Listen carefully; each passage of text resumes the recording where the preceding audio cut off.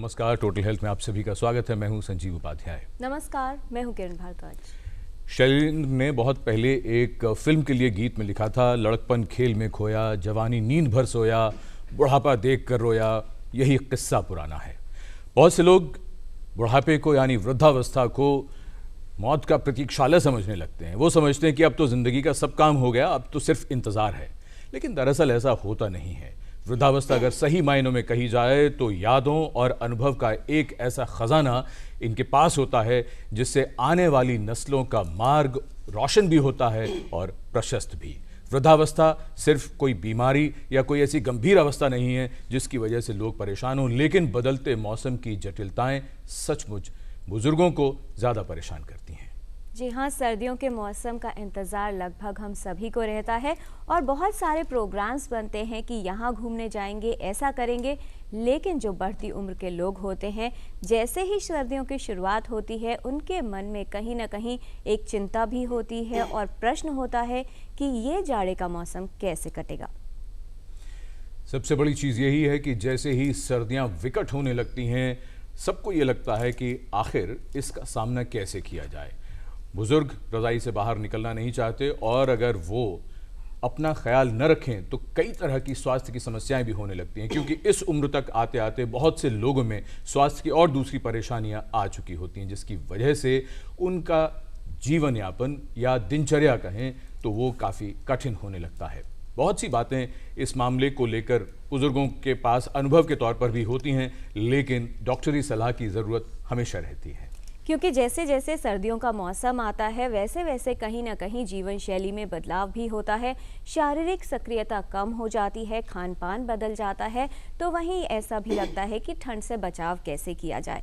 इसलिए बहुत ज़रूरत होती है विशेष ध्यान देने की। ऐसे लोग जो वृद्ध हैं और साथ में अगर उन्हें कोई बीमारी है, तो ये जो संभावना है किसी बीमारी से ग्रस्त होने की या समस्या उत्पन्न होने की, ये काफ़ी बढ़ जाती है। तो आइए देखते हैं ये रिपोर्ट और समझते हैं कि सर्दियों का मौसम किस तरह से प्रभावित करता है हमारे बुजुर्गों के स्वास्थ्य को और कौन सी स्वास्थ्य समस्याओं का खतरा इस मौसम में बढ़ जाता है।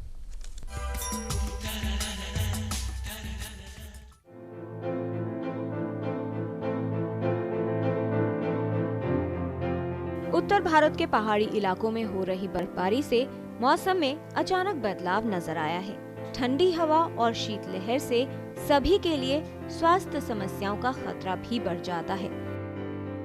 खासकर वो लोग जिनकी रोग प्रतिरोधक क्षमता कम है, बढ़ती उम्र के लोग या ऐसे लोग जिन्हें पहले से स्वास्थ्य समस्याएं हैं, उन्हें विशेष ध्यान रखने की आवश्यकता होती है।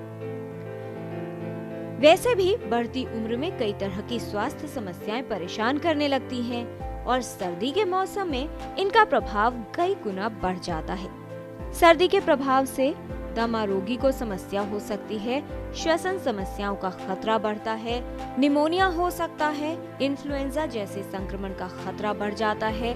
वहीं आर्थराइटिस रोगियों को या फिर वृद्ध लोगों में भी जोड़ों की समस्याएं बढ़ जाती हैं। व्यक्ति को हृदय रोग का खतरा होता है, हृदयघात हो सकता है, रक्तचाप का स्तर बढ़ता है, थायराइड रोगियों की समस्याएं भी बढ़ सकती हैं। सर्दी के मौसम में वृद्ध लोगों में ठंडी हवा में जाने पर या फिर अचानक तापमान परिवर्तन से हाइपोथर्मिया की शिकायत हो सकती है और शरीर ठंडा पड़ सकता है। इस मौसम में वृद्ध लोगों में गिरने और उसके कारण चोट या हड्डी टूटने के कई मामले भी सामने आते हैं। वहीं त्वचा की समस्याएं बढ़ती हैं, त्वचा का रूखापन देखा जाता है और कई अन्य समस्याओं का खतरा भी बढ़ जाता है। ऐसे में बढ़ती उम्र के लोग सर्दियों में कैसे स्वस्थ रहें, ये एक बड़ा प्रश्न लगता है। लेकिन सही देखभाल से ऐसा संभव हो सकता है। इस मौसम में जरूरी है कि ठंड से बचाव किया जाए, अचानक कम तापमान में न जाएं, साफ सफाई का ध्यान रखें, सही टीकाकरण हो, साथ ही अपने खान पान का विशेष ध्यान देना जरूरी है। छोटी छोटी बातों का ध्यान रखकर सर्दियों के मौसम में स्वास्थ्य को ठीक रखना संभव है। इसीलिए सर्दियों में न सिर्फ कम उम्र के लोग बल्कि वो लोग जो बढ़ती उम्र में प्रवेश कर रहे हैं या फिर जिन्हें किसी तरह की समस्या है, उनकी सेहत का ध्यान देना जरूरी है।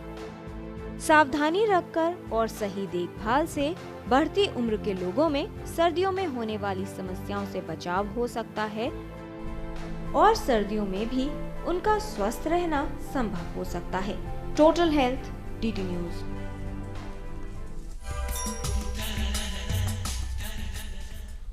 राहत सईद अख्तर कहते हैं, हर एक बच्चा अदब करने लगा है, बुढ़ापा शायद मुझ पे आ गया है।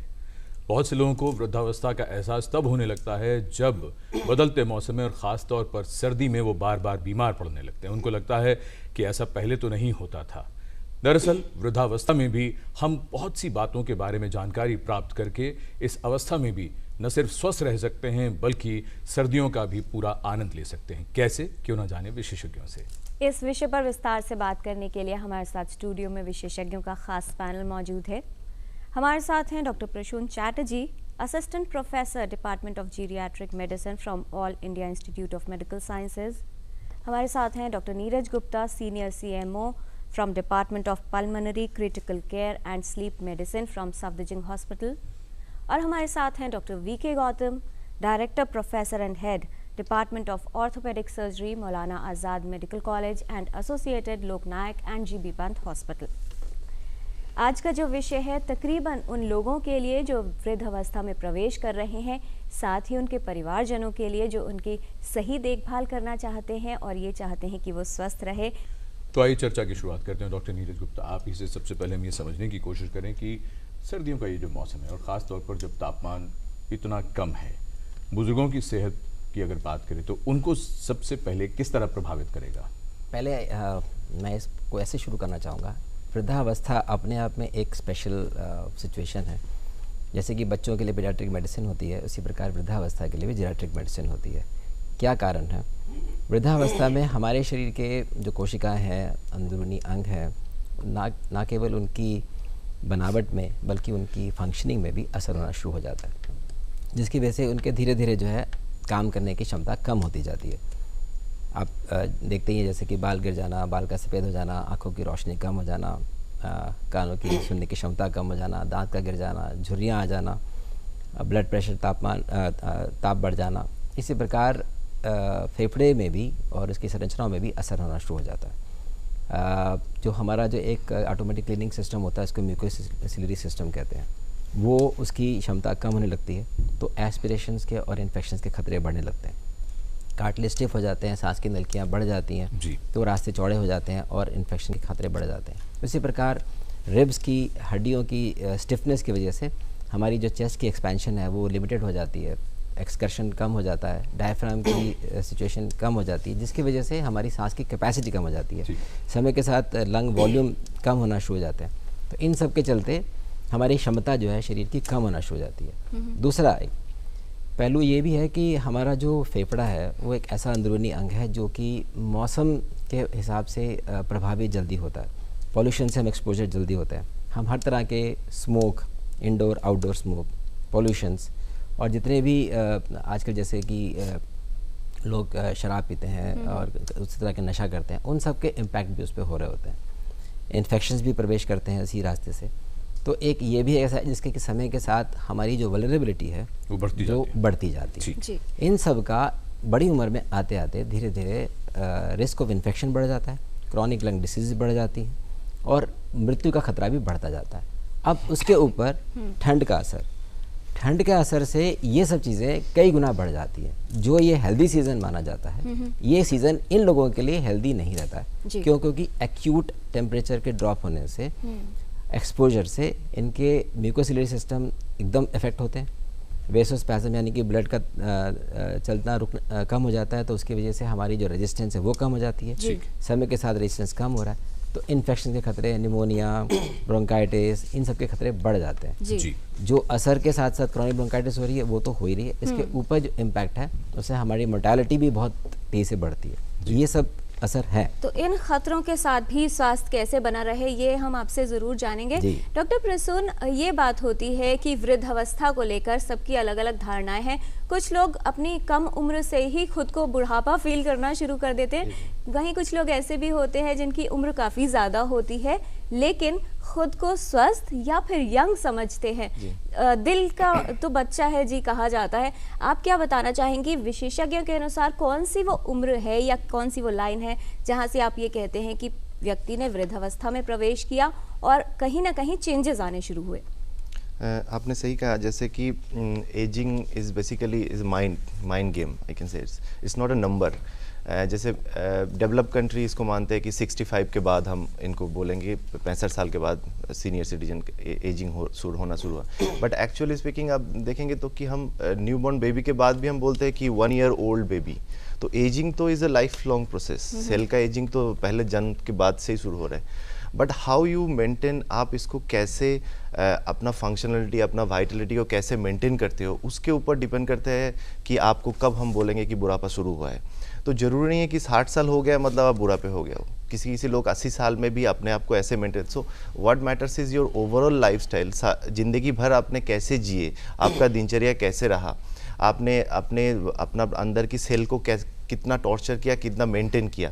तो इसके ऊपर डिपेंड करता है। हम कम बोलेंगे कि पेशेंट को मतलब आदमी बुढ़ापे भी जा रहा है। ऐसे तो हम इंडिया में बोलते हैं कि 60 साल के बाद सीनियर सिटीजन का शुरू हो जाता है। तो थोड़ा थोड़ा प्रिकॉशन, जैसे डॉक्टर साहब ने भी कहा है, तब से हमें शुरू करना है। और ऑफ कोर्स विंटर सीजन एक एरिया है जब हमें थोड़ा ज़्यादा प्रिकॉशन लेना है जी। और जो आप कह रहे हैं कि अगर पहले से तैयारियां की जाएंगी तो बढ़ती उम्र का सफ़र आसान हो जाएगा। डॉक्टर गौतम, जाड़ों और जोड़ों का जो संबंध है कि जैसे जैसे सर्दी बढ़ेगी कोई ना कोई समस्या बढ़ेगी और उम्र का भी ये एक मान लिया जाए फैक्टर है, तो क्या खतरा बढ़ता है, किस तरह के बदलाव आते हैं जोड़ों में और मस्कुलर सिस्टम की अगर बात की जाए, जिससे ये समस्याएं बढ़ती हैं या इनका खतरा बढ़ता है? पहले तो मैं ये बताना चाहूँगा, मैं पंजाब से बिलोंग करता हूँ और हमारे ज़माने में ये कहा जाता था हमारे दादा लोगों के बारे में कि ये बुज़ुर्ग एक सर्दियाँ और काट गए। इसका मतलब ये था कि सर्दियाँ इनके लिए टफ होती हैं, चाहे वो पल्मोनरी फेफड़े के रोग से हों या हड्डी के रोग से हों। 2 या 3 चीज़ें इनमें ज़्यादा प्रॉब्लमेटिकल हैं। पहली तो यह है कि कूल्हे का फ्रैक्चर हो जाना। इनकी मोबिलिटी इतनी रिस्ट्रिक्ट हो जाती है, रजाई में घुसे हुए बंद रहते हैं, मोटे मोटे कपड़े पहने होते हैं और बाहर निकलना नहीं चाहते, और ना ही इनको कोई सोशल सपोर्ट होती है। कई बार बच्चे कहीं और काम कर रहे हैं, उनको लेके नहीं जाते, उससे इनका पैर फिसल के पैर की हड्डी, कूल्हे की हड्डी टूट जाना बड़ा स्वाभाविक है और बड़ा कॉमन है। और इसके बारे में तो ये कहा जाता है कि man comes to this world through pelvis and goes out through the pelvis. कहने का मतलब ये है कि पैदा भी आदमी पेल्विस के थ्रू होता है और कूल्हे की हड्डी की चोट से मौत तक हो सकती है।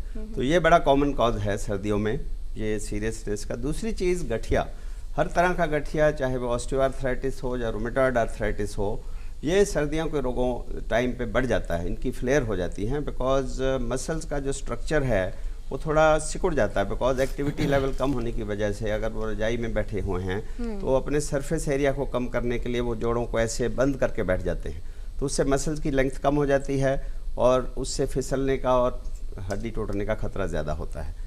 और कुछ पेरिफेरल वैस्कुलर डिजीज़ हैं, क्योंकि जो ठंड की वजह से जो पेरिफेरल सर्कुलेशन है हाथों और पैरों की, आमतौर पे इनकी सर्कुलेशन वैसे भी सेंटर के मुकाबले कम होती है, पर हाथ को अगर ठंड में एक्सपोज कर दिया जाए तो खून की गति कुछ कम हो जाने से कुछ न्यूरोपैथी और हाथ के अंदर नीला हो जाना, जैसे सर्दियों में आपने ठंडे हाथ में पानी डाला तो बिल्कुल बर्फ़ जैसा नीला हो जाना, ये एक और प्रॉब्लम है। तो इसके बारे में और विस्तार से चर्चा करेंगे आगे, ये common problem. Doctor Neeraj Gupta, हमारे पास राहुल नेगी का देहरादून से ईमेल आया है। वो ये जानना चाहते हैं कि इनकी माताजी, ये देहरादून में रहते हैं, माताजी इनकी उन्हें 1 वर्ष से खांसी की शिकायत है और उन्होंने कई डॉक्टर्स को दिखाया, कोई लाभ नहीं हुआ। इसी बात में आगे हम बात करेंगे, और वो ये कि बुजुर्गों को इस मौसम में आमतौर पर खांसी सर्दी की समस्या लगातार बनी रहती है, और फिर वो कब किसको निमोनिया हो जाता है, बहुत से लोग इसमें क्या फ़र्क समझें? जो इन्होंने बात की उसी बात से आगे बढ़ाते हैं। देहरादून में रहते हैं, ठंडे इलाके में रहते हैं। हमने अक्सर देखा है कि बहुत से जो महिलाएं हैं, पहाड़ों की जो महिलाएं, वो स्मोकिंग भी करती हैं, हुक्का भी पीती हैं, और इनका चूल्हे का एक्सपोजर बहुत समय तक रहा होता है। तो इन दोनों कारणों की वजह से इनके फेफड़े में ब्रोंकाइटिस की समस्या रहती है। ब्रोंकाइटिस, क्रॉनिक ब्रोंकाइटिस को कहते हैं, जिसको व्यक्ति को 3 महीने खांसी सर्दी के दिनों में 2 साल तक अगर लगातार रहती है तो उसको क्रॉनिक ब्रोंकाइटिस कहते हैं। ये सर्दियों में ज़्यादा होती है और ज़्यादा होने के कारण इसका असर जो होता है वो पूरे साल बाद में रहने लगता है और क्रॉनिक ऑब्स्ट्रक्टिव एयरवे डिसीज़ में कन्वर्ट हो जाता है जी। अब इन्होंने कहा कि 1 साल से इन्होंने अगर खांसी रहती है, इनको दिखाने की आवश्यकता है, एक्सरे कराने की आवश्यकता है, लंग फंक्शन टेस्ट कराने की आवश्यकता है, जिससे ये मालूम पड़ पाएगा कि इनको COPD की शिकायत है कि नहीं। और जहाँ तक संबंध है बुज़ुर्गों का सर्दियों के दिनों में फेफड़े के संबंधित रोगों का, उसमें ये रहता है कि एक्यूट मैंने बताया कि ठंड लगने की वजह से निमोनिया, इन्फ्लुएंज़ा और फ्लेयरिंग अप ऑफ दी जैसे क्रॉनिक ब्रोंकाइटिस है, इंटरस्टिशियल लंग डिसीजेज है, या जो पुरानी इनकी बीमारियां रहती हैं वो भी इन मौसम में ज़्यादा होती हैं। निमोनिया पर विस्तार से चर्चा करेंगे। एक छोटी सी बात आपने कही कि सर्दी लग जाने की वजह से निमोनिया का मुख्य कारण क्या है? क्या सर्दी लग जाना, बहुत से बुजुर्गों को लगता है कि शायद हमने कपड़े पूरे उतने नहीं पहने थे जितने पहनने चाहिए, या ठंडा पानी पी लिया था, क्या इन चीज़ों से भी निमोनिया होता है?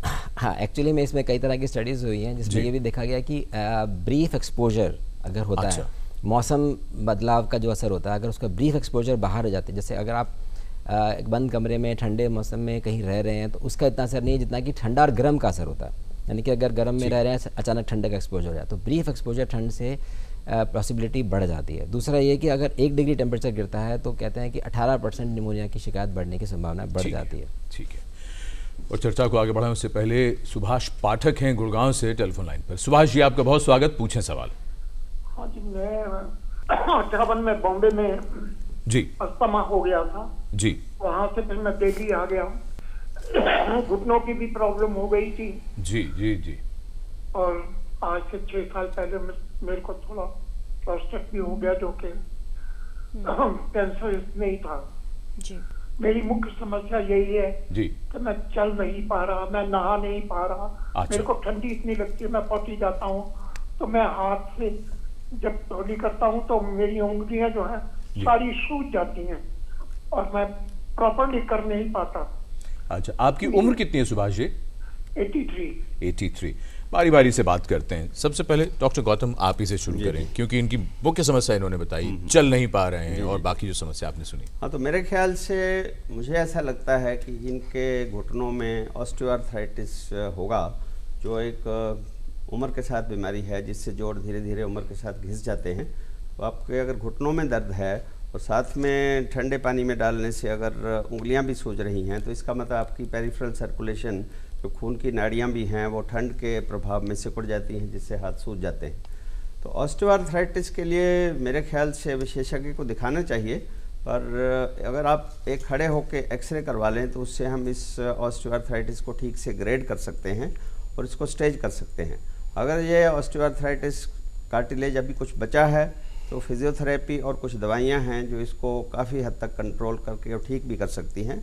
जोड़ों में कुछ इंजेक्शन भी लगाए जा सकते हैं, पर अगर आपकी मोबिलिटी बिल्कुल ही रिस्ट्रिक्ट हो गई है कि आप 150 गज भी नहीं चल पा रहे, तो पॉसिबिलिटी ये भी है कि जोड़ इतना ज़्यादा ख़राब हो गया है कि उसको रिप्लेस करके नया डालना पड़े। तो ये हम देखने के बाद ही पूरा बता सकते हैं, पर एक्सरसाइजेस बहुत ज़रूरी हैं, उसको आप करते रहें। In spite of the fact ये कह रहे हैं मैं नहीं चल पाता, पर इनको अपने आप को मन को दृढ़ करके एक्सरसाइज और फिजियोथेरेपी और विशेषज्ञ को दिखाना जी जी जी जी। डॉक्टर प्रसून चैटर्जी, ये जो बात आई कि 83 इयर्स की इनकी उम्र है और साथ में कुछ और कंडीशंस भी हो जाती हैं, जब इन समस्याओं के साथ पहले से कोई समस्या चल रही है, 2, 3, 4 बीमारियां भी हैं और सर्दी का मौसम जुड़ जाता है, तो क्या जोड़ों की समस्याएं हमने जानी है, रेस्पिरेटरी प्रॉब्लम्स भी जानी है, इनके अलावा किस तरह की और समस्याएं डेली लाइफ में उस व्यक्ति को हो सकती हैं?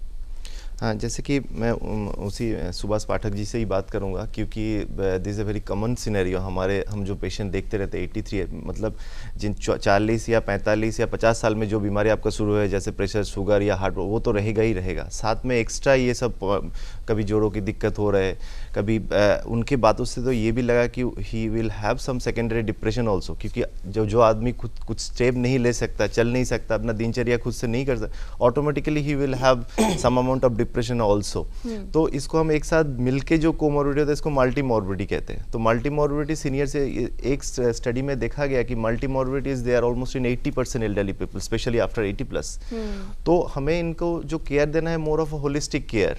तो इसीलिए हमारा जो डिपार्टमेंट बना है जीरियाट्रिक मेडिसिन डिपार्टमेंट, जिसमें हम एक साथ सब कुछ एक साथ देखते हैं। Of course we take multiple specialist opinion also. जैसे इनका एस्थमा पूरा कंट्रोल करना ज़रूरी है प्रॉबेबली, क्योंकि ऐसे नहीं हो सकता कि एस्मा कंट्रोल नहीं हो सकता है, तो उनका हमें प्रॉपर तरीके में जाना है। सिमिलरली जैसे जोड़ों के लिए बात किया गया, उसको भी देखना है, साथ में उनका कार्डियोवास्कुलर कोई इशू है कि नहीं वो भी देखना है, क्योंकि ना चलने का कारण बहुत कुछ हो सकता है। इवन देयर में be a problem of environmental, उनका बेड से उनका बाथरूम तक डिस्टेंस क्या है, कैसे है, उसमें क्या क्या ऑब्स्टेकल है, वो सब हमें देखना है। तो इनका असेसमेंट थोड़ा होलिस्टिक वे में होना चाहिए। इसके साथ आपने पूछा कि और क्या क्या हमें देखना चाहिए, जैसे कि इनके जैसे जो उन्होंने कहा कि मुझे बाथरूम जाने में तो उनका हाइजीन भी एक बहुत बड़ा इशू होगा। तो हाइजीन प्रॉपर नहीं लगेगा, मुंह साफ ठीक से नहीं होगा, तो there will be micro aspiration, तो उससे भी निमोनिया होने की चांस ज़्यादा बढ़ते जाएंगे।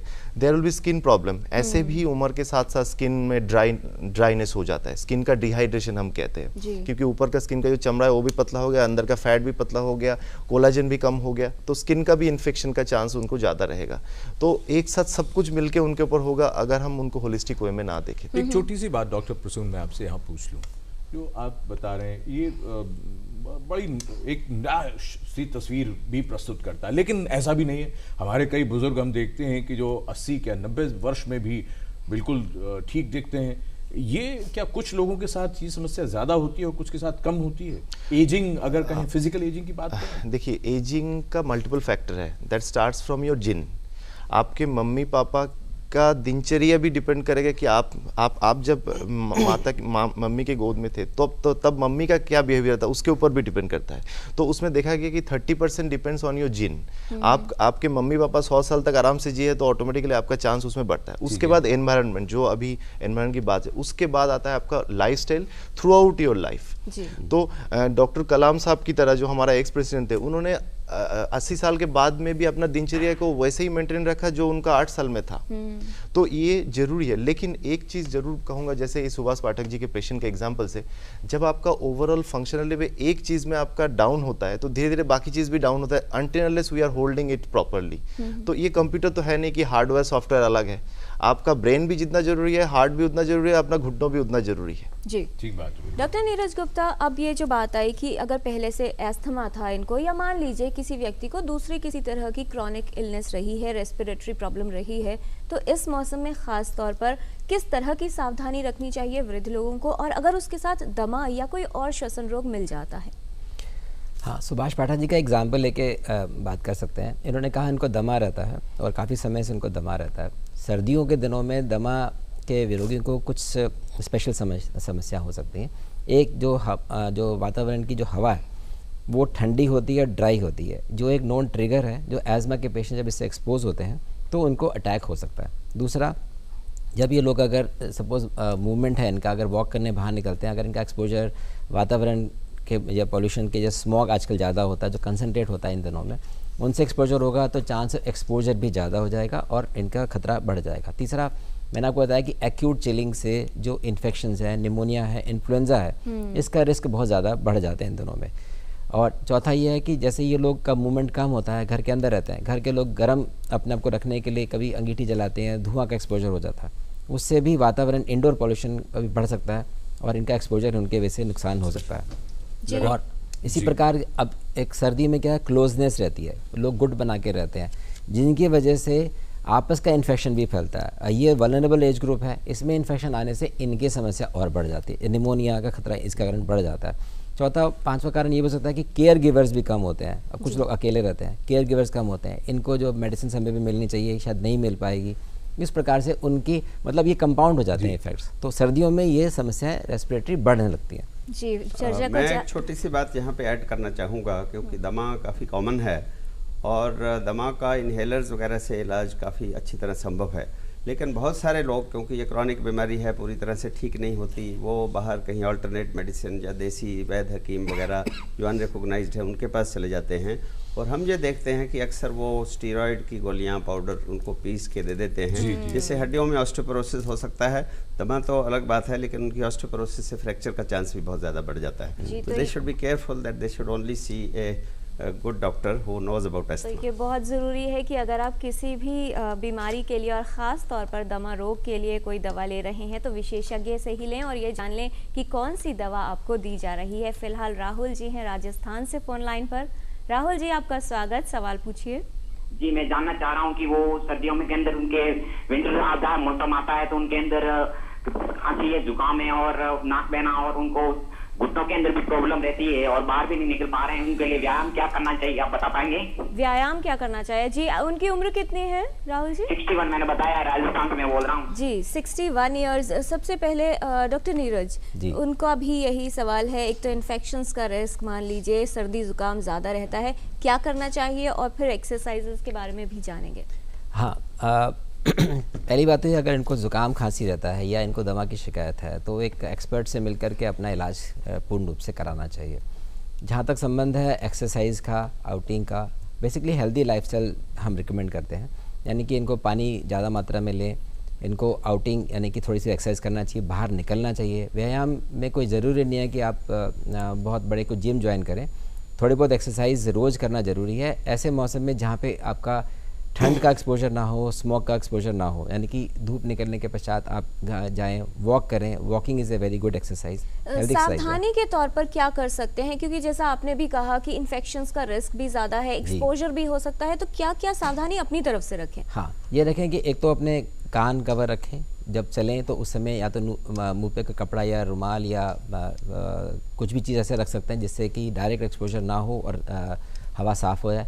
पैरों को हमेशा कवर रखें। इस उम्र में ये भी देखा गया है कि ठंडे पैर होने के से भी इन्फेक्शन और रिस्क बढ़ जाते हैं, तो पैर कवर रखें और एक इवन टेम्परेचर मेंटेन करें। बहुत ज़्यादा कपड़े ना पहने, गिरने का खतरा भी बढ़ जाता है। और यही नॉर्मल प्रिकॉशंस हैं कि अपना घर का वातावरण साफ़ रखें जिसमें धुआं ना हो, धूल मिट्टी ना हो ज़्यादा, और अपने आप को उनसे बचा के रखें जब भी कोई धूल मिट्टी, धुआं या स्मोक ऐसा कुछ हो जी। और साफ सफाई का भी ध्यान रखना है। डॉक्टर गौतम, एक्सरसाइजेस आजकल सभी की, ज़्यादातर जो लोग हैं उनकी यही शिकायत है, क्योंकि मॉर्निंग एंड इवनिंग में ठंड भी ज़्यादा होती है, स्मोक भी होता है, बाहर नहीं जा सकते। घर के अंदर अगर हैं तो किस तरह की क्रियाएं करें और क्या क्रियाएं करना ज़रूरी होगा? हाँ, घर के अंदर हड्डी के पॉइंट ऑफ व्यू से, मस्कुलोस्केलेटल कंडीशन के व्यू से दो चीज़ें ज़रूरी हैं। एक तो मसल्स का लचीलापन बनाए रखना ज़रूरी है, उसके लिए कहीं बाहर जाने की ज़रूरत नहीं है। अगर आप मसल को खींच के उसकी लंबाई बराबर रखते हैं, योगा इसके लिए बहुत अच्छी एक्सरसाइज है, जिससे सब मसल्स की लेंथ बराबर रहती है और स्टिफनेस कम हो जाती है।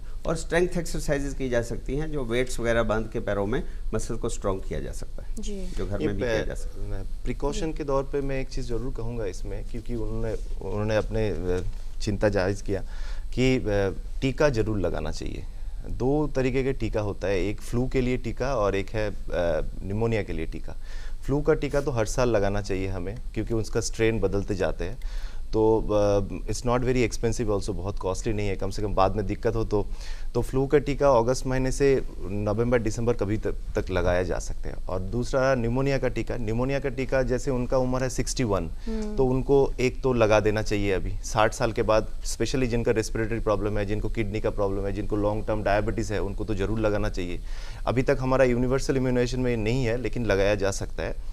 और 80 साल के बाद दोबारा और एक बार निमोनिया का टीका को ही रिपीट करना चाहिए, क्योंकि उसके बाद इम्यून सिस्टम और थोड़ा डाउन हो जाता है। तो टीकाकरण जरूर होना चाहिए, इसका कोई साइड इफेक्ट नहीं है, कोई कहीं पे भी लगाया जा सकता है, नर्सिंग स्टाफ भी लगाया जा सकता है, थोड़ा बहुत बुखार आ सकती है, otherwise it is very safe. आपने कहा डॉक्टर प्रसून कि सितंबर से नवंबर तक लगाएं, अब जो है अगस्त से, हाँ अभी भी लगाया जा सकता है, हाँ अभी भी लगाया जा सकता है, तो उनको जरूर टीका लगाए। अगर हाँ जब फीवर है तब नहीं लगाना चाहिए, एक्यूट कोई इन्फेक्शन है तब नहीं लगाना चाहिए, अदरवाइज दोनों किल्ड वैक्सीन है तो कोई साइड इफेक्ट नहीं है, किसी को भी लगाया जा सकता है।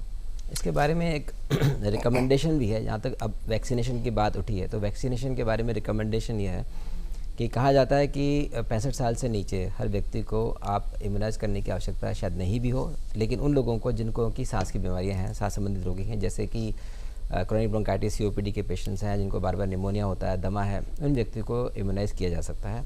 लेकिन 65 साल के बाद के हर व्यक्ति को इम्यूनाइज करने की आवश्यकता है, क्योंकि ये एक वल्नरेबल एज ग्रुप है जिसमें कि निमोनिया के लिए वैक्सीन होती है, जिसका डॉक्टर साहब ने बताया कि एक शॉट रिपीट भी कर सकते हैं, और इन्फ्लुएंजा की जो वैक्सीन है वो हर साल दी जानी चाहिए। बुज़ुर्गों के लिए लगातार हमारे दर्शक पूछ रहे हैं, कोई अपनी माताजी के लिए, कोई अपने दादा के लिए, कोई अपनी दादी के लिए।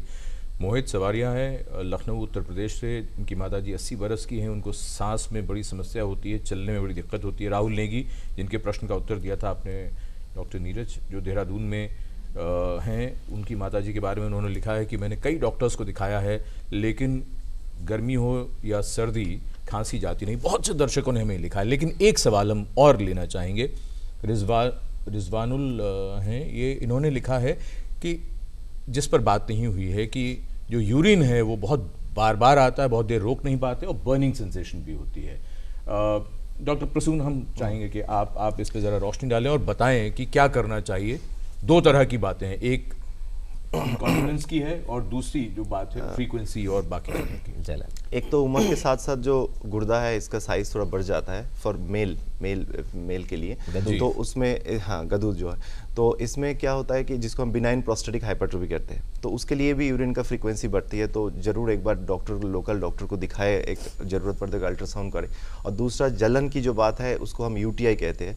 छाती के इन्फेक्शन के बाद दूसरा कॉमन इन्फेक्शन एल्डरली में होता है पेशाब के इन्फेक्शन, जिसको बहुत सीरियसली लेना चाहिए, क्योंकि सीनियर सिटीजन का जो एक एटिपिकल नेचर है वो इन्फेक्शन को यंग जनरेशन की तरह प्रेजेंट नहीं करते, हाई फीवर ऐसे नहीं होता है। तो हमें थोड़ा ध्यान देना चाहिए जिनका बार बार फ्रीक्वेंसी हो रहा है तो उनको टेस्ट कराना चाहिए। हाँ जरूर टेस्ट कराना चाहिए, इनके यूरिन कल्चर करना चाहिए और यूरिन का कल्चर करने के बाद अकॉर्डिंगली रूटीन यूरिन दोनों, और उनके ऊपर उनके हिसाब से एंटीबायोटिक प्रॉपर्ली देना चाहिए। प्लस हाइजीन एक बड़ा इशू है, बाथरूम में जाके ठीक से बाथरूम साफ रखे, पेशाब करने के बाद पानी से साफ करें। ठीक है। और तीसरी बात में बार बार ये चीज़ हमारा डिस्कशन हो रहा है, सांस की बीमारी, सांस फूलना मतलब जरूरी नहीं है कि this is only related to lung. तो हम कार्डियोवास्कुलर कॉज को भी नज़रअंदाज ना करें, क्योंकि विंटर में जो होता है वेसो कंस्ट्रिक्शन होता है हमारा वेसल्स, इसलिए प्रेशर का भी थोड़ा फ्लैक्चुएट होता है। इस टाइम में प्रेशर भी थोड़ा बढ़ता है, कार्डियक रिलेटेड या ब्रेन रिलेटेड स्ट्रोक भी इस टाइम में बढ़ते हैं। एक छोटी सी बात का जवाब और दे दीजिए। आपने पुरुषों की बात की, आपने बताया कि प्रोस्टेट बढ़ जाने से फ्रीक्वेंसी बढ़ सकती है। महिलाओं में अगर फ्रीक्वेंसी बढ़ रही है तो क्या कहेंगे? महिला में तो पहले हमें इन्फेक्शन रूल आउट करना चाहिए। दूसरा, उनका भी पेल्विक मसल जो है, जिनका बच्चादानी का भी मसल थोड़ा वीक हो जाता है, तो उसके कारण भी, और उनका यूरेथ्रा मतलब जहाँ से हमारा पेशाब निकलता है वो नली भी थोड़ा साइज का शॉर्ट होता है, तो उन female are more prone for urinary infection than male. तो उनको तो ज्यादा ध्यान देना चाहिए। ध्यान मेनली हाइजीन, साफ सुथरा रखना है, बाकी ज्यादा पानी पीना है, और थोड़ा बहुत भी जलन हो तो तुरंत लोकल डॉक्टर को दिखा के यूरिन रूटीन और कल्चर कराएं। ठीक है जी।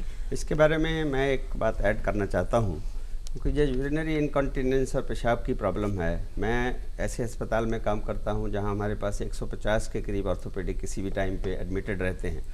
उनमें 25 से 30% कूल्हे के फ्रैक्चर से होते हैं जी। और अगर उनकी हिस्ट्री ध्यान से ली जाए कि आपको हुआ कैसे, वो कह रहे जी रात को बार बार पेशाब करने जाना पड़ता था और कोई सपोर्ट नहीं थी उस टाइम पे, बाथरूम में गिर के ही ये फ्रैक्चर कॉमनेस्ट होता है। तो जब उसका कारण यूरिनरी इनकॉन्टिनेंस या प्रोस्टेट की प्रॉब्लम हो सकती है, तो इनडायरेक्टली ये ऑर्थोपेडिक से भी। हमने समस्याएं तो बहुत सारी जान ली हैं विशेषज्ञों से, अब ये भी ज़रूर जानेंगे इन समस्याओं का निदान कैसे हो, इनका इलाज कैसे हो और सावधानी क्या बरतनी है। एक छोटे से ब्रेक के बाद।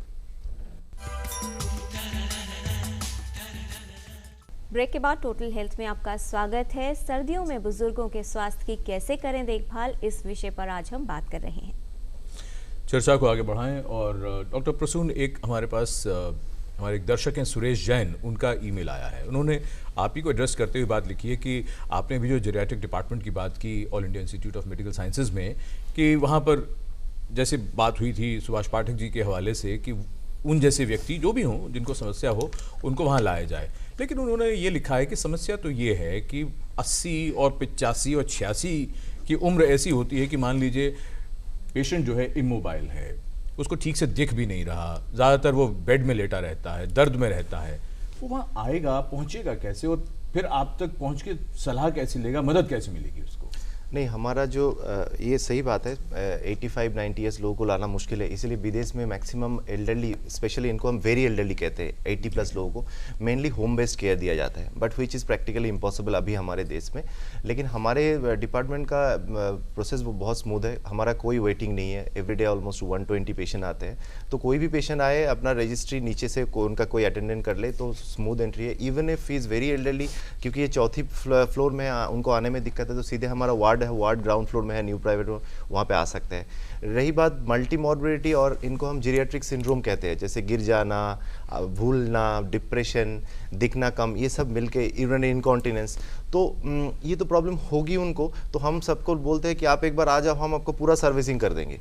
तो उसमें we take of course multiple disciplinary help, और वी डू अगर पेशेंट हमें ना भी बोले तो सीनियर सिटीजन को जो भी हम ये मैसेज सबको देना है, जो भी सीनियर सिटीजन को देख रहे हैं, उनका care should be from head to foot. अगर फ्रैक्चर के लिए भी आए तो भी उनका विजन देखना चाहिए। ये बात आपकी बहुत अच्छी कि एक बार ले आना बहुत जरूरी होगा ताकि उनको पूरी तरह से देख लिया जाए। जी doctor Neeraj Gupta, respiratory problems का जिक्र जब भी आता है तो अक्सर जो वृद्ध लोग होते हैं उसमें ये मार्जिन ड्रॉ करना कि यहाँ तक तो नॉर्मल था या यहाँ तक अपनी मेडिकेशन अगर कुछ ले रहे थे तो ठीक है, लेकिन अब स्थिति कुछ बिगड़ रही है, कौन से मार्कर्स या रेड फ्लैग्स हों जिससे परिवार वाले या वो व्यक्ति समझ जाए कि चिंता का विषय है? हाँ जी, बिल्कुल आपने सही प्रश्न किया। डॉक्टर प्रसून ने बोला था कि इस उम्र में जैसे जैसे उम्र बढ़ती आती है कि ज़रूरी नहीं कि जो सिम्टम या साइन नॉर्मल आदमी में देखने को मिलते हैं वैसे ही इनको देखने को मिल सकते हैं। इसलिए ये बहुत ज़रूरी है, बहुत आवश्यक है कि जो उनकी देख रेख कर रहे हैं, उनके जो घर वाले हैं, उनको ये जानना बहुत आवश्यक है कि ऐसा व्यक्ति जिनको अचानक कुछ इस तरह के सिम्टम्स आने शुरू हो जाएँ तो तुरंत डॉक्टरी सलाह की आवश्यकता है। उनमें से एक प्रमुख है जैसे कि वो व्यक्ति ठीक से बात नहीं कर पा रहा है, उसकी इनकोहेरेंट है, उसकी बात समझने में कठिनाई हो रही है, या व्यक्ति अचानक गिरने लगता है, उसका बैलेंस चेंज हो जाता है, या व्यक्ति जिनका अचानक सांस फूलना शुरू हो जाता है, जो पहले जितना सांस नहीं फूल रहा था वो सांस फूलना शुरू हो जाता है। उनको ज़रूरी नहीं कि उनको हाई टेम्परेचर हो, उनको ज़रूरी नहीं कि जैसे कि निमोनिया के जो अमूमन सिम्टम होते हैं कि ठंड लग के बुखार होना, खांसी होना, छाती में दर्द होना, बलगम आना, लाल बलगम आना, सांस फूल जाना, ये ज़रूरी नहीं है कि उनको सब हो। उनको बहुत माइल्ड सिम्टम भी हो सकते हैं। ऐसे व्यक्ति जिसमें जरा सा भी कुछ हटके चेंज होता है, इनको तुरंत डॉक्टरी सलाह की आवश्यकता है, इनको तुरंत डॉक्टर को दिखाना आवश्यक है। जी, इसमें से और एक दो पॉइंट हम जोड़ेंगे। जैसे लोगों को सडनली होता है कि पहले से भूख बहुत कम लगने लगा, तो that can be A symptom of कि अंदर कुछ ऑर्गेनिक प्रॉब्लम है। हम बोलते हैं ऑल्टरेशन ऑफ बावल हैबिट, कि रेगुलर मोशन हो रहा था, सडनली हमारा मोशन में डिस्टर्ब। ऐसा नहीं है कि किसी का तो बोलते हैं कि क्योंकि एजिंग के साथ इटसेल्फ जो हमारा फूड पाइप है उसका मूवमेंट कम हो जाता है, तो थोड़ा मूवमेंट तो कम होगा, उसको आप कॉन्स्टिपेशन ना समझे और ज़्यादा से ज़्यादा गोली ना ले। हमारा बाहर की मोबिलिटी के साथ फूड पाइप का मोबिलिटी का संबंध है, लेकिन किसी का एक्यूट ऑनसेट हुआ है तो उसमें ध्यान देना चाहिए। और जनरलाइज स्लोनेस भी एक प्रॉब्लम है जो हम नज़रअंदाज ना करें, जिसको हम बाद में फ्रेलिटी कहते हैं। मतलब मेरा चलने का जो गति था पहले उससे अभी कम हो गया, मेरा काम करने का, मेरा ब्रेन का जो प्रोसेस था, जो मैं जितना जल्दी सोच सकता था, जितना जल्दी कुछ लेके आउटपुट दे सकता था, वो कम हो गया। तो इनको भी आप नज़रअंदाज ना करिए और उनको दिखाना चाहिए। क्रॉनिक मतलब 1 महीने 2 महीने से ज़्यादा किसी को लोनलीनेस भी हो रहा है, बात कम कर रहा है, लोगों से नहाना कम कर दिए, तो उनको भी एक डिप्रेशन का सिम्टम माना जाता है। इसी के साथ एक छोटी सी बात और बता दीजिए, अगर बुजुर्गों में, क्योंकि वो खाना भी कम कर देते हैं, अगर वजन किसी का कम हो रहा हो, क्या कहना चाहिए? डेफिनेटली वजन कम करना 2 तरीके से होता है। एक होता है वॉलंटरीली, प्रयास करके हम वजन घटा रहे हैं, दूसरा है इनवॉलंटरी वेट लॉस। हमारे देश में 2-3 कारण है, एक टीबी, दूसरा कैंसर। तो टीबी या कैंसर को रूल आउट करना सबसे पहले जरूरी है। किसी का अगर अनइंटेंशनल मतलब प्रयास करे बगैर वेट लॉस हो रहा है in a very short span of time, ये भी एक ऐसा एक साइन होगा, एक संकेत होगा। डॉक्टर गौतम, आपसे हम चाहेंगे, जिन बातों के बारे में आज आपने चर्चा की, बुजुर्गों को किन बातों का ध्यान रखना बहुत ज़रूरी है इस मौसम में, ताकि उन्हें जो आप हिप फ्रैक्चर वगैरह की बात कर रहे थे उनसे हम बिल्कुल उनको मुक्त कर दें इससे। हाँ, इसके बारे में मैं ये कहना चाहूँगा कि आप लोगों ने चाइल्ड प्रूफिंग ऑफ हाउस के बारे में सुना होगा। जब छोटे छोटे बच्चे होते हैं तो हम बिजली की सॉकेट वगैरह ऐसी लगाना चाहते हैं कि उसमें उंगली न डाल दें, पर इसके लिए एक एडल्ट प्रूफिंग है जो बूढ़े लोगों के लिए फ्रेंडली घर को बनाया जाए, कैसे बनाया जाए। उसके लिए 2-3 चीज़ें ज़रूरी हैं। एक तो अगर उनके रहने का कमरा थोड़ा सा बड़ा हो, जिनके उनको थोड़ा मूवमेंट के लिए जगह मिल जाए, ये नहीं कि बिस्तर से उतरते ही दीवार से टकरा जाएँ, उसमें इम्बैलेंस होकर गिर के फ्रैक्चर होने का चांस ज़्यादा है। दूसरा, इनको वॉकिंग एड्स देनी चाहिए, पर्टिकुलरली रात के टाइम अगर इनको यूरिन पास करने के लिए उठना हो। और जो हमारी WCs हैं, टॉयलेट्स हैं, उनके साथ कुछ साइड सपोर्ट्स अगर लगा दी जाएँ, जिनको लोकोमोटर डिसेबिलिटी है, जिसको पकड़ के उठें तो इनको गिरने का खतरा कम हो जाता है। और एक लास्ट चीज़ मैं ये बताना चाहूँगा कि आमतौर पे जो हमारी WCs हैं उनकी हाइट 12 से 14 इंच के करीब होती है ज़मीन के लेवल से, पर जिनको लोकोमोटर डिसेबिलिटी हो, हिप के अराउंड वीकनेस हो, उनको हम चाहते हैं कि 18 से 20 इंच के करीब सीट की हाइट बढ़ा दी जाए। इसको किसी बाहर की कंपनीज़ को बुलवा के भी उसके ऊपर ये अटैचमेंट भी लगा देते हैं। उससे क्या कि उठने में आसानी होगी और उसमें गिरने का खतरा बहुत कम हो जाता है और हड्डी टूटने का खतरा ज़रा कम हो जाता है। जी, और वो लोग जो सुबह सैर पर जाते हैं या अंधेरे में चलने जाए या स्नोफॉल हुई है तो बाहर निकल गए, अगर बाहर जा रहे हैं तो क्या सावधानी रखें? बाहर जाते टाइम, स्नोफॉल के टाइम तो बिल्कुल ही नहीं जाना चाहिए, अनलेस शूज़ बड़े स्पेशल हों जिसमें ग्रिप अच्छी हो, नहीं तो फिसल के एकदम हड्डी टूटने का खतरा होता है। और एक, अगर शरीर को गर्मी देनी है तो कई लोगों ने मेरे से पहले भी ये क्वेश्चन पूछा अपनी ओपीडीज में कि हम क्या फायर प्लेस के पास बैठ सकते हैं। तो इसमें सर्दियों में क्या होता है कि एक वेसो कंस्ट्रक्शन होती है, खून की नाड़ियाँ बिल्कुल सिकुड़ी हुई होती हैं। अगर इनको सडनली फायर प्लेस के पास बिठा दिया जाए तो एकदम से वो नाड़ियाँ डायलेट हो जाएंगी और इनका ब्लड प्रेशर कम हो जाएगा। तो इस इंस्टेबिलिटी से इनको चक्कर या सिनकोप टाइप का हो सकता है। तो इनके लिए ग्रेजुअल वार्मिंग करना ज़रूरी है, ना कि सडनली इनकी बॉडी को कुछ ऐसी एक्सपोज कर दिया जाए जिससे एकदम वेसोडाइलेशन हो जाए। जी, और चलने के लिए शायद वॉकिंग स्टिक्स का इस्तेमाल भी आसान, walking sticks and walking aids, walker वगैरह, ये सब ज़रूरी है। डॉक्टर प्रसून, ये जो बात आई है कि हीटिंग मैकेनिज्म वाली बात की, अगर गर्मी देनी है, बहुत लोगों में ये देखा गया, वृद्ध लोगों में, कि शरीर ठंडा पड़ने लगा या हाइपोथर्मिया जिसे हम कहते हैं, इस पर हमने चर्चा नहीं की है। क्या करना चाहिए अगर ऐसी स्थिति उत्पन्न हो रही है? तो नहीं, अगर एक तो सीनियर सिटीजन के लिए दोनों ही खराबी है कि टेम्परेचर बढ़ गया या कम हो गया, क्योंकि हम एडल्ट के लिए वो नहीं सोचते, स्पेशली विंटर सीजन में। एक तो हम इसका, क्योंकि होम एनवायरनमेंट की बात हो रहा था, एक चीज़ बताओ, घर में बहुत कारपेट रखने का स्टाइल है आजकल, तो एक तो रेस्पिरेटरी पॉइंट ऑफ व्यू से वो ठीक नहीं है, दैट इज़ एलर्जन पैदा करते हैं। दूसरा, carpet should be end to end. अगर कारपेट एंड टू एंड नहीं होता तो वो गिरने का एक बहुत बड़ा माध्यम होता है इन सीनियर चलने का। दूसरा, ठंडा कम करने के लिए लेयर में हमें ड्रेस पहनना चाहिए सीनियर सिटीजन को। एक लेयर का मोटा ड्रेस पहनने से बेहतर है कि हम 2 लेयर का, स्पेशली कॉटन का जो बना है, जो एयर थोड़ा हल्का, मतलब गर्मी थोड़ा अंदर रखेंगे।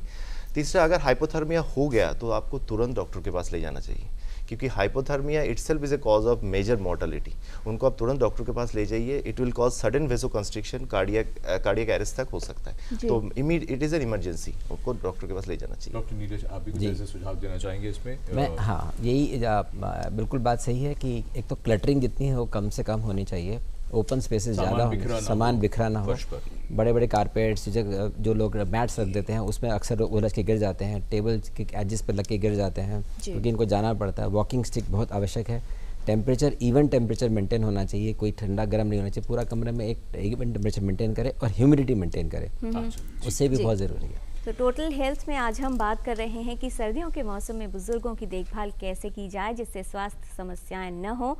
कुछ और बातें जानेंगे विशेषज्ञों से कि कैसे हो सकती है स्वास्थ्य की सही देखभाल, इसके विषय में एक छोटे से ब्रेक के बाद। जैसे मेरा बैट है खास मेरे लिए, वैसे ही वैल्वोलिन इंजन ऑयल है परफेक्ट मैच इंजन्स के लिए। Change to Valvoline, be unstoppable. यार बहुत परेशान हूँ, नई जगह है, समझ नहीं आ रहा आधार कहाँ से बनवाऊं? अरे पास में ही है सर जी, ऐसा कीजिए आप। अरे भाई इधर उधर मत घुमाओ, आधार बनवाना बहुत ही आसान है। इसके लिए आप आधार के टोल फ्री नंबर 1947 पर कॉल करके जानकारी पा सकते हैं, या आप इंटरनेट का इस्तेमाल करते हैं तो आधार की वेबसाइट uidai.gov.in पर जाकर नजदीकी आधार केंद्र का पता जान सकते हैं। मेरा आधार मेरी पहचान। ए से ऑटोमोबाइल्स हो या एस से सुपर बाइक्स, सारे देश का इंजन हम ही तो चलाते हैं। HP lubricants A to Z आपके काम आते हैं। छुट्टी नहीं है, टॉफी देता हूँ। ए ले बेटा। ए बच्चा, ये टॉफी इसको वापस दे दे। 1 रुपए छुट्टा दीजिए। इसे रखिए, ये 1 रुपए बड़े काम की चीज है। प्रधानमंत्री सुरक्षा बीमा योजना है, इसमें हर महीने अगर आप केवल 1 रुपए के हिसाब से यानी सालाना 12 रुपए भरते रहें तो भगवान न करे कभी आपके साथ दुर्घटना हो जाए, आप विकलांग हो जाए, कोई अनहोनी हो जाए, तो आपको और आपके परिवार को इस बीमा योजना के तहत 2 लाख रुपए धनराशि मिल सकती है। तो आज ही इस योजना से जुड़ें। वैल्वोलिन अनस्टॉपेबल, मैं unstoppable. Change to Valvoline, be unstoppable.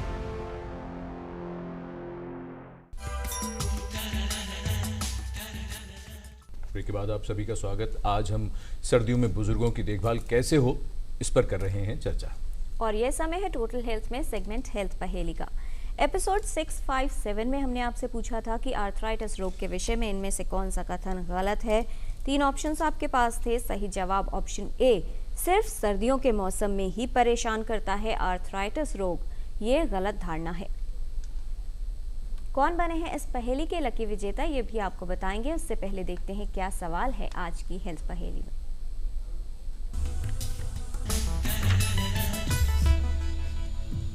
आपको बताना है कि सर्दियों के मौसम में स्वास्थ्य समस्याओं से बचाव के लिए बुजुर्ग लोगों को इनमें से क्या करना चाहिए।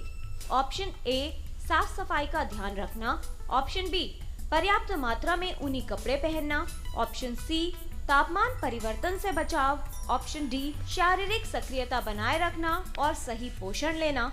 या फिर ऑप्शन ई, ये सभी। आप अपने जवाब हमें 2 हफ्तों तक भेज सकते हैं।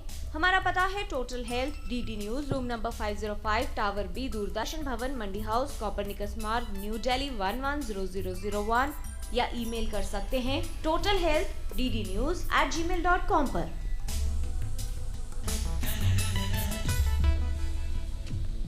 तो आप भी लिख भेजिए हमें इस पहेली का सही जवाब और शामिल हो जाइए हमारे हेल्थ क्विज कॉन्टेस्ट में। कौन बने हैं एपिसोड 657 के लकी विनर, ये बताने के लिए हम रिक्वेस्ट कर रहे हैं डॉक्टर गौतम से, जिनके सामने मौजूद हैं सारी करेक्ट एंट्रीज। डॉक्टर गौतम, कौन बने हैं इन सभी करेक्ट एंट्रीज में से आज के एक लकी विनर, आप उनका नाम बताएं। ये हैं उमा, महावीर एनक्लेव दिल्ली से।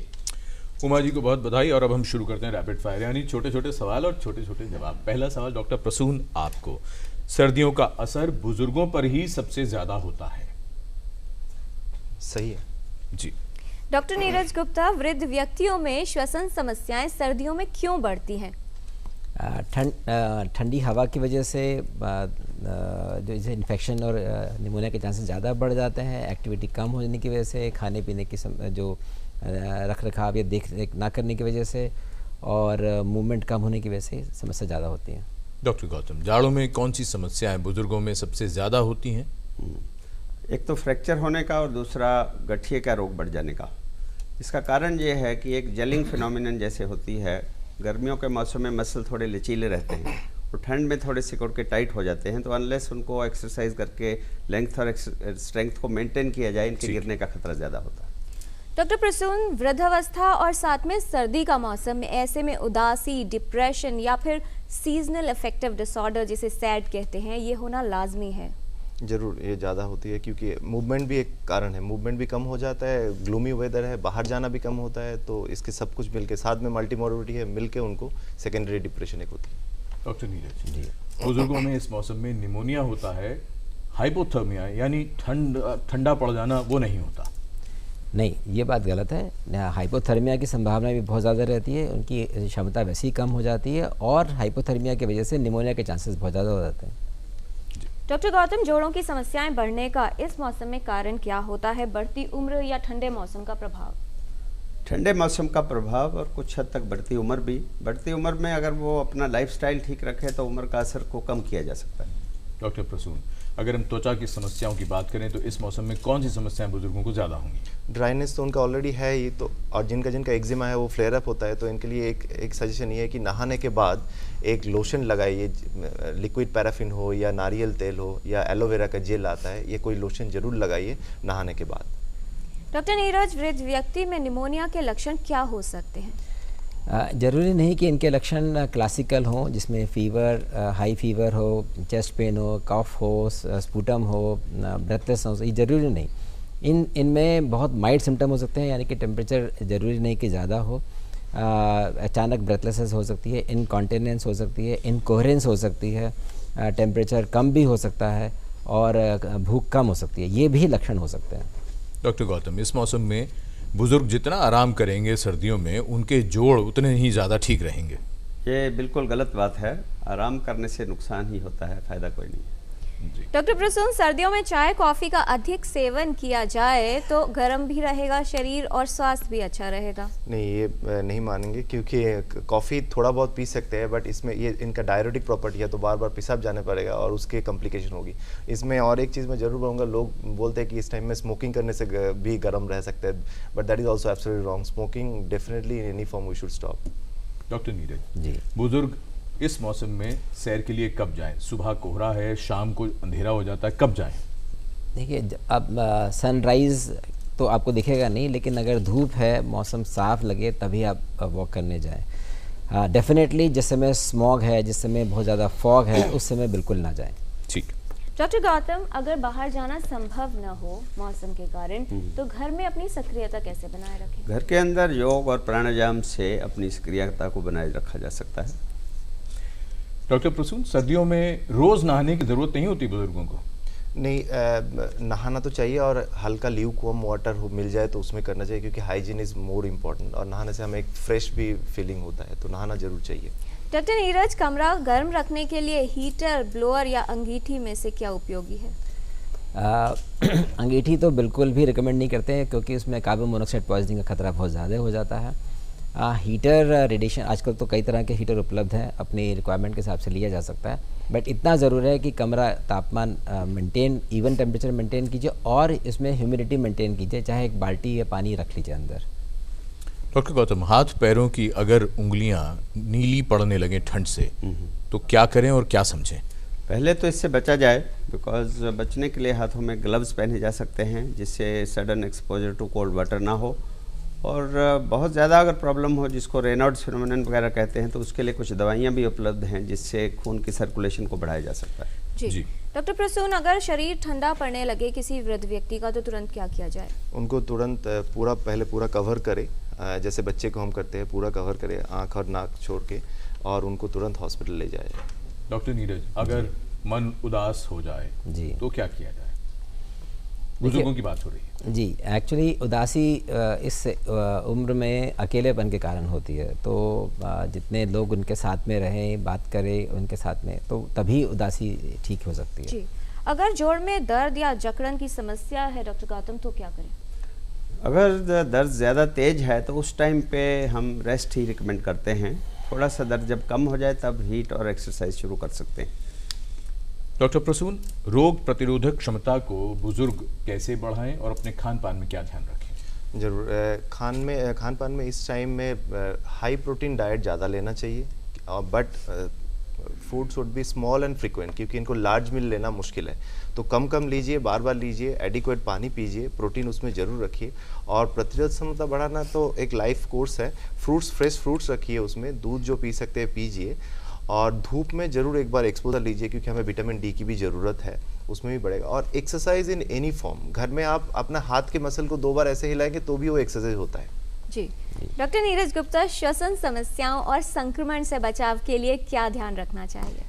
सबसे पहले तो एक्चुअली क्या है, इस उम्र में बहुत सारी कोमॉर्बिडिटीज़ भी होती हैं, डायबिटीज़ भी होती है, ब्लड प्रेशर भी होता है, और एक्सपोजर की वजह से पुरानी फेफड़े की बीमारियां भी हो सकती हैं।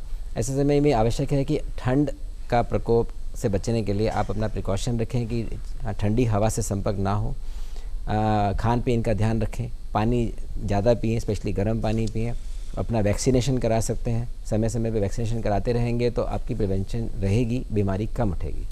डॉक्टर गौतम, 2 तरह की बात इसमें, एक तो ये है कि वो बुजुर्ग जिन्हें जोड़ों की समस्या नहीं है, तो वो भविष्य में ना हो ये समस्या, कैसे बचें, और जिनको है उनको क्या ध्यान रखना है? जिनको ये समस्या नहीं है वो अपना लाइफस्टाइल एक्टिव रखें और अपने वज़न को कंट्रोल में रखें, तो जोड़ों के दर्द से बचा जा सकता है। तो जिनको है, आई थिंक उसके बारे में हम पहले ही बात कर चुके हैं कि एक्सरसाइज, हीट वगैरह। जी। और अब चलते चलते आपसे संदेश भी ले लें, क्या कहना चाहेंगे डॉक्टर प्रसून हमारे व्यूअर्स को? नहीं, जो यूजुअल लाइफस्टाइल है उसको आप बरकरार रखिए, exercise in any form, diet पे ध्यान दीजिए, हाइजीन पे मेंटेन रखिए, कैल्शियम विटामिन डी जरूर खाइए, क्योंकि आपको एक्सरसाइज कम हो रहा है तो हड्डी वीक हो जाएगी, और टीका जरूर करिए, लीजिए जो अफोर्ड कर सकते हैं। डॉक्टर नीरज जी, मैं यही कहना चाहूँगा कि अपना हेड का ध्यान रखें, हार्ट का ध्यान रखें, अपना बॉडी हीट का ध्यान रखें, अपना वैक्सीनेशन कराएं और समय पे अपनी दवाई जरूर लें। Doctor Gautam? Sunshine, calcium, vitamin D, और अपने जो पुराने लोग हैं जिनके साथ आप रहे हैं उनके साथ संपर्क बनाए रखने से भी मन अच्छा रहता है और इनको जीने की इच्छा जागृत होती है। जी, तो बहुत धन्यवाद इस तमाम जानकारी के लिए आप सभी विशेषज्ञों का। बहुत ज़रूरी है कि ये चाहत मन में रहे कि हमें स्वस्थ रहना है और उसके लिए प्रयास निरंतर करते रहें। तो आप भी अपनी सेहत का ख्याल रखिए और अपने बुजुर्गों का भी विशेष ध्यान रखिए, जिससे जाड़ों के मौसम में ये ना कहना पड़े कि अब ये जाड़ा कैसे कटेगा और कैसे बचा जाएगा इन स्वास्थ्य समस्याओं से। बुजुर्गों से ही इस दुनिया में, समाज में और परिवार में खुशियां हैं, मुश्किलें कम हैं और संतुलन है। सबसे बड़ी चीज़ ये है कि मुसीबत की धूप में राहत का साया है हमारे बुजुर्ग। बुजुर्गों के बारे में एक बहुत खूबसूरत शेर है मुनव्वर राना, उससे हम अपनी बात खत्म करेंगे। वो ये कहते हैं, खुद से चलकर नहीं ये तर्ज़े सुखन आया है, पांव दाबे हैं बुजुर्गों के तो फन आया है। अगले सप्ताह आपसे फिर भेंट होगी, तब तक के लिए नमस्कार।